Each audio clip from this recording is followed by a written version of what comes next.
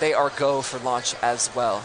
Now at this T-minus 60 second mark, as we come in a few minutes, it's a pretty interesting thing that happens. Listen in for the announcement that the Falcon 9 is in startup. Now that implies the vehicle state machine has transitioned to the place where all of the onboard flight computers have fully taken over the vehicle. There are no more humans in the loop at that point. So the onboard autonomy, the software that I enjoy working on, is in complete control of the vehicle. So that's a neat transition from the humans in the loop to the machines in the loop for the 60 seconds before launch. So as we near that T-minus 0 mark, let's listen into the terminal countdown nets.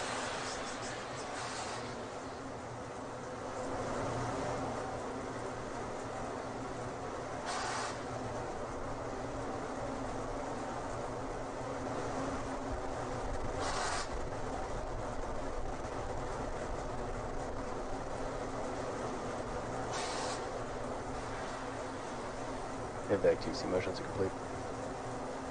Cradle arms open for Strombeck retract.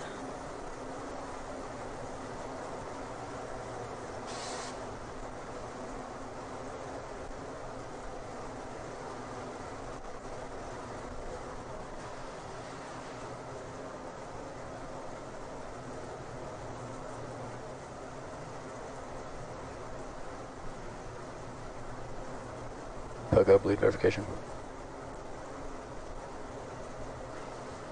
Stage 1 locks close up.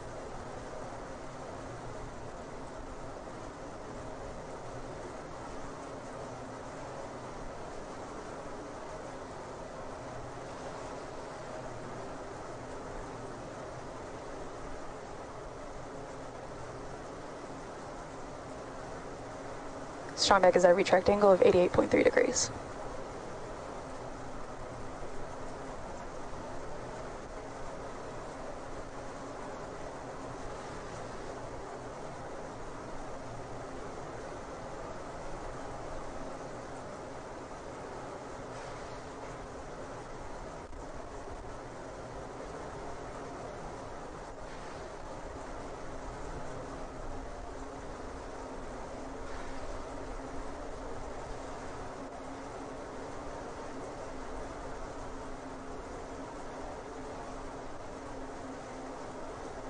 Stage 2 lock slow complete. And Falcon 9 is on internal power.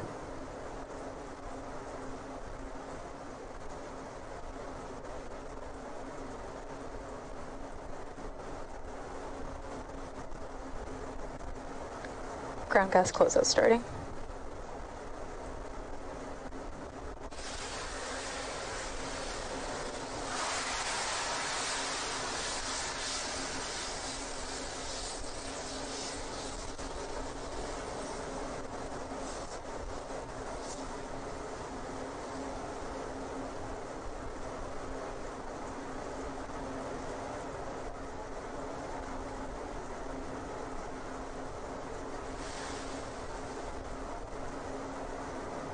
Ground gas closeouts complete.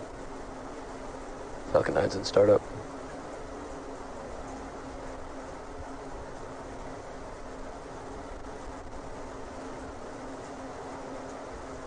Stage 2 press for flight.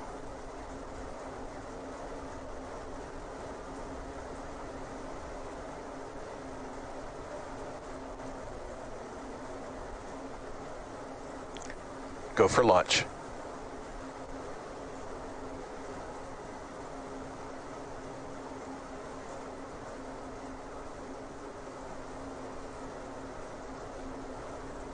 Stage 1 coming up to startup pressures. It's 15 seconds. Falcon 9 is configured for flight. 10, 9, 8, 7, 6, 5, 4, 3, 2, 1, 0. Ignition. Liftoff.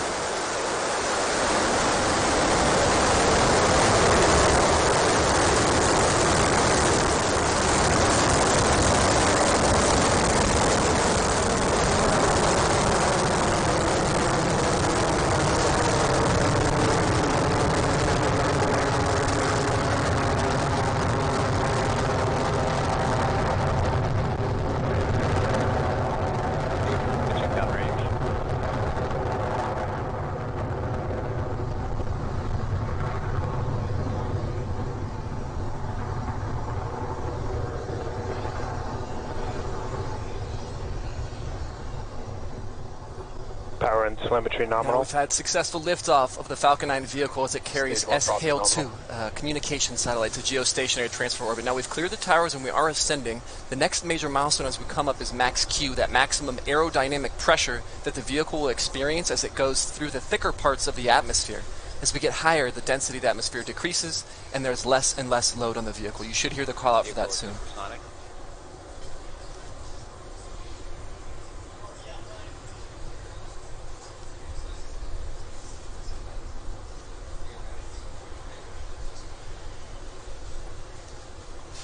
Vehicle has passed through maximum aerodynamic pressure.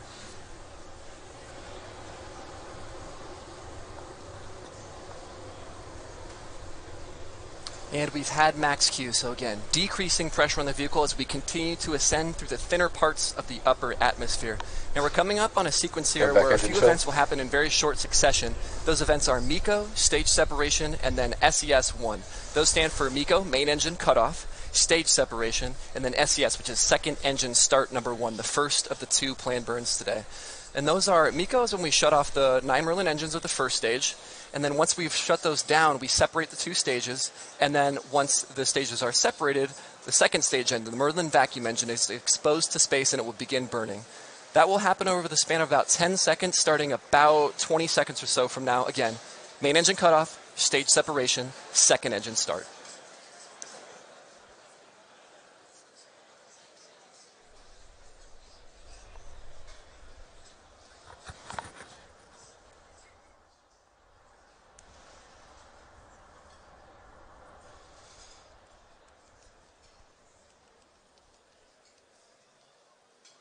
MECO, we have stage separation. Stage separation confirmed.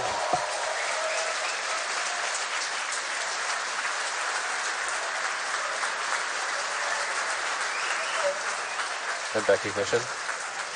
And we have had second engine start as the orange glow appears to brighten up the Merlin vacuum engine in the center of your screen. Again, transitioning the responsibilities from the first stage to the second stage. We'll follow both of those vehicles in parallel as we continue this webcast, but for now, the next major milestone is on the second stage, and that is when we deploy the fairings that encapsulate the payload. So Es'hail-2 is protected from the aerodynamics of ascent by that fairing. Once we're out in space, the air is not thick, we do not need it anymore, so we drop it to reduce our total mass. That fairing deployment will occur about 10 seconds from now.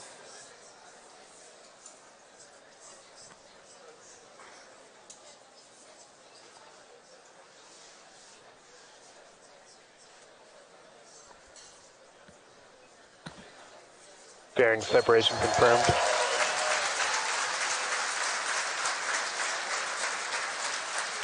And with the fairings deployment that you saw on your screen, we now have Es'hail-2 exposed to that beautiful vacuum of space.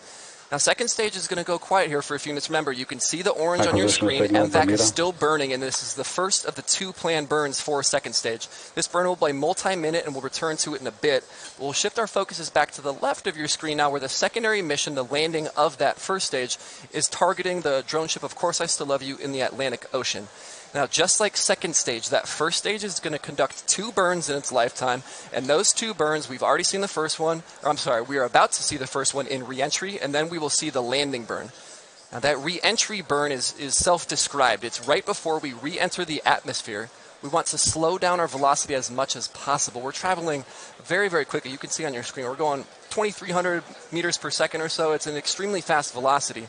We want to reduce that before we actually re-enter the thickness of the atmosphere again. So that's what the re-entry burn is doing, and that will occur about a minute and a half or so from now. Stage 2 is following a nominal trajectory.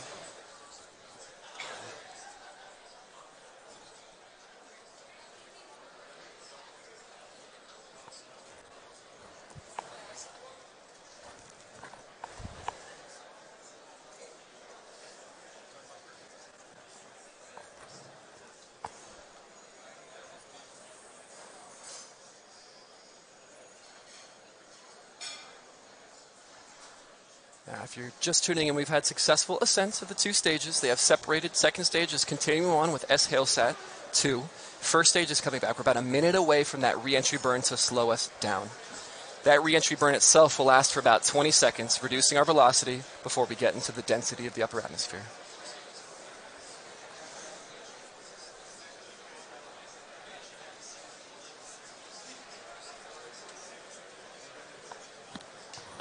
few seconds away now. It's interesting to note, as you can see on the left side, we are actually engines facing the incoming air. So we're going engine first, and that's why the burn does slow us down.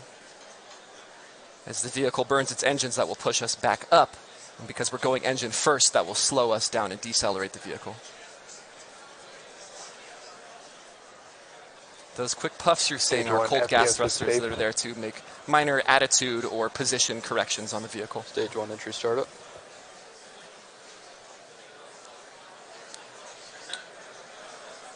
And that footage is being sent down from onboard cameras in space. So you can see through the choppiness there that the entry burn has started. Remember, 20-second burn in total for the reentry.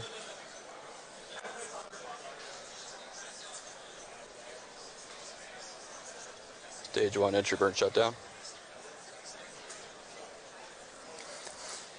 And the entry burn has concluded. As you can see the exhaust there on the left side. Now we're going to go into the second of the two planned burns, the landing burn soon. But it's worth noting that we'll have a very short sequence here as well. While the landing burn is occurring, second stage is going to conclude its first of two burns. So you'll see the landing burn start on the left side of your screen, and then you'll see the second stage stop firing on the right side of your screen. And then about 20 seconds after, you'll see the left stage hopefully come down with 0 velocity on the surface of the drone ship. Landing burn start. SECO number 1, landing burn conclusion.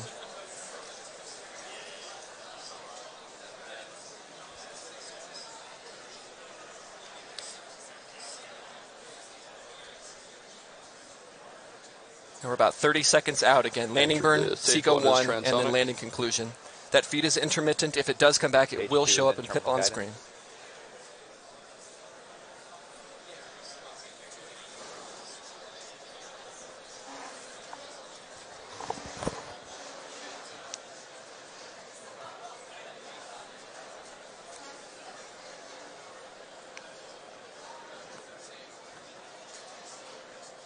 Stage 2 FTS is saved.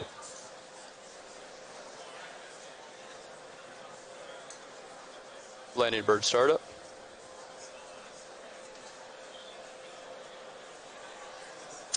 And there was SECO. You caught it at the very end there. Don't know exactly what's happening with the landing, but we'll report back for that as soon as we have information. But you saw that blip there at the end where SECO 1, second engine cutoff number 1, did occur, where the second stage stopped firing.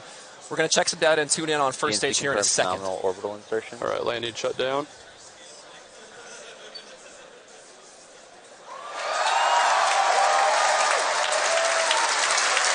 Alpha signal tape. Landed on the drone ship.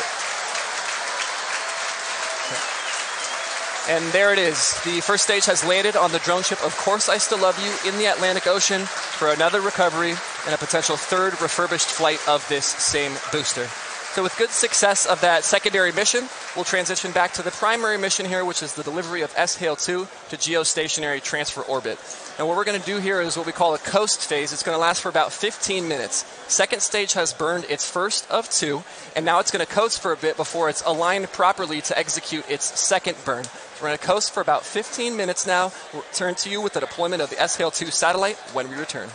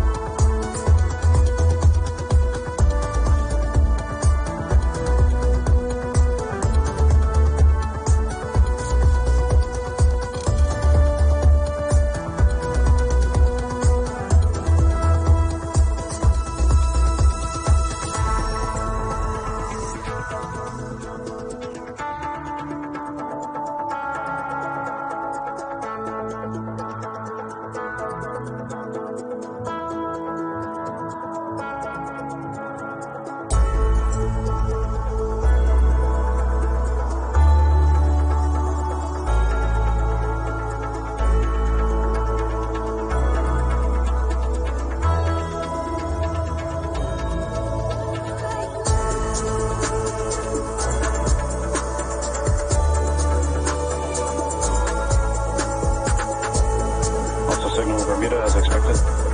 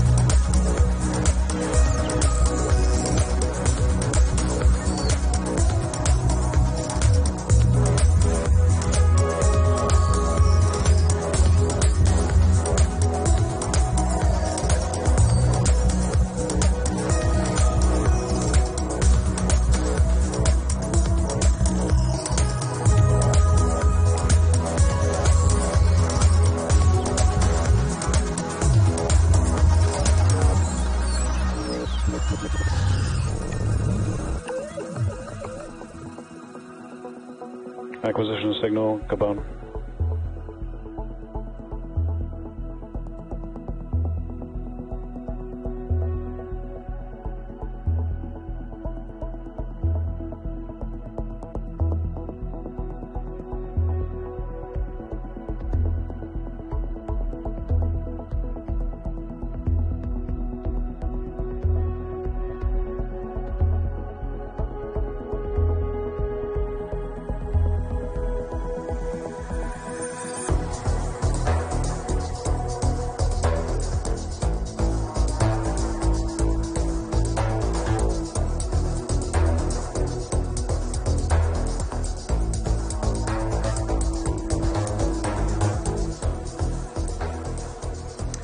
Welcome back to SpaceX's launch of the Es'hail-2 satellite. Now, if you're just joining us, we've had a successful mission so far. The second stage is in a low Earth orbit, and we're just moments away from secondary engine start to take the Es'hail-2 satellite up to its final geostationary transfer orbit. That's coming up in about 40 seconds. So let's watch for SES-2.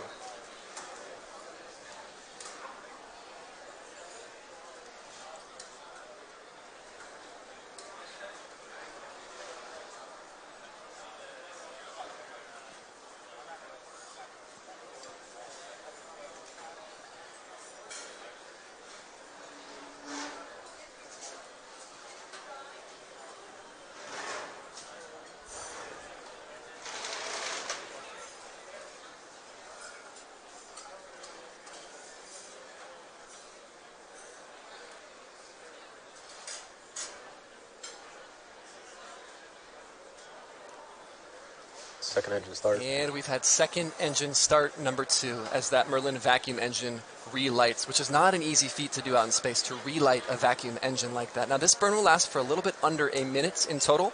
So we're going to burn through about T plus 27 minutes and a half or so, at which point we'll reach SECO-2, or second engine cutoff number 2.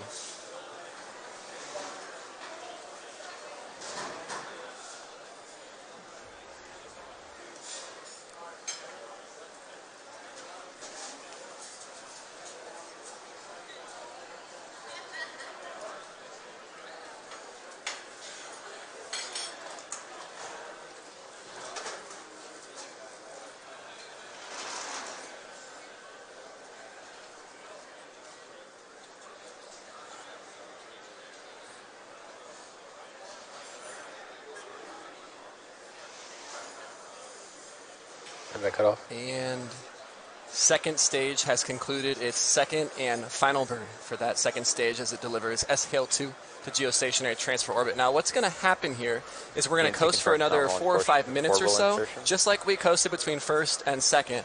We're going to coast between now and the actual deployment of the payload in its correct trajectory. So we're in a good orbit for now. Stage 2 and Es'hail-2 are still mated. We're going to coast for about 4 minutes here, and then we'll deploy the satellite.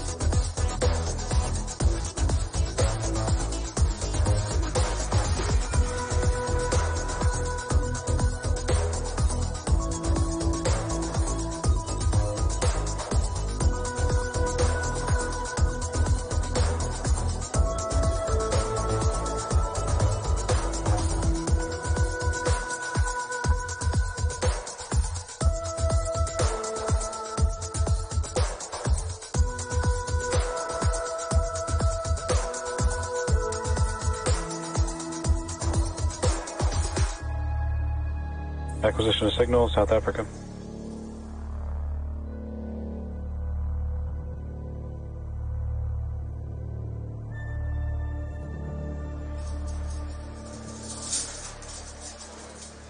Welcome back to our webcast. Now, if you're just joining us, it's a great day for the second stage. We just finished SES-2 and are moments away from deploying the Es'hail-2 satellite into its geostationary transfer orbit. And the deployment of this payload is really the culmination of today's entire primary mission. We have different payloads that Falcon 9 as a launch vehicle flies, and we have different ways to adapt those to the payload. For Es'hail-Sat, we need a mechanical connection to hold Es'hail-Sat before we push it away. Now that joint is held together with small springs that when we release them, just gently push that payload away into its final orbit. Now, after the second stage deploys Es'hail-2 into its geostationary transfer orbit, that's it for the Falcon 9's mission. However, the satellite's onboard propulsion system will slowly raise its orbit into its final circular geostationary orbit. So here we go at the very end, the payload deployment coming up about 20 seconds from now.